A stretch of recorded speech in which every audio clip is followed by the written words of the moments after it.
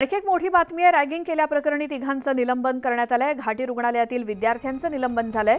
6 महिन्यांसाठी निलंबन तसंच 25,000 रुपयांचा दंड देखील ठोठावण्यात आलाय। अधिष्ठाता डॉक्टर शिवाजी सुकरे यांनी तशी माहिती दिली आहे। छत्रपती संभाजीनगरच्या घाटी रुग्णालयामध्ये रॅगिंग केल्याप्रकरणी तिघांचं निलंबन झालंय। घाटी रुग्णालयातील विद्यार्थ्यांचं 6 महिन्यांसाठी निलंबन तसंच त्यांना 25,000 रुपयांचा दंड देखील ठोठावण्यात आलाय। रॅगिंग केल्याप्रकरणी अधिष्ठाता डॉक्टर शिवाजी सुकरे यांनी तशी माहिती दिली। अधिक माहितीसाठी जाऊयात, आमचे प्रतिनिधी अविनाश कानडजे आहेत आपल्या सोबत फोन लाईनवरती।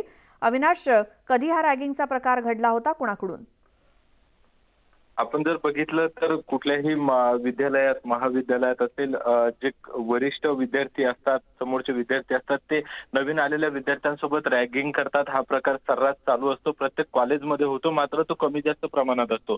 मात्र चक्क घाटी रुग्णालयात जर आपण बघितलं तर जे रुग्णालय आहे, गव्हर्नमेंट रुग्णालय, या रुग्णालयामध्येच असा कनिष्ठ विद्यार्थ्यांकडून तो प्रकार करण्यात आला।